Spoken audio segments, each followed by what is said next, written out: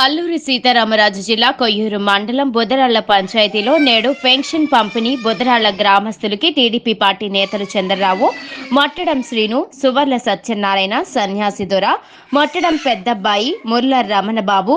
లోసుల రామణబాబు party నేతలు అందరూ కలిసి వికలాంగులకు, వృద్ధులకు పెన్షన్ పంపిణీ చేశారు. అయితే బుదరాళ్ల పార్టీ నాయకులు చంద్రరావు మాట్లాడుతూ, మా నాయకులు ఈశ్వరమ్మ వేసిన అడుగుజాడల్లో మేమందరం ఈశ్వరమ్మకు అండగా ఉంటామని అంటూ జోరుగా పడుతున్న వర్షాన్ని సైతం లెక్క చేయకుండా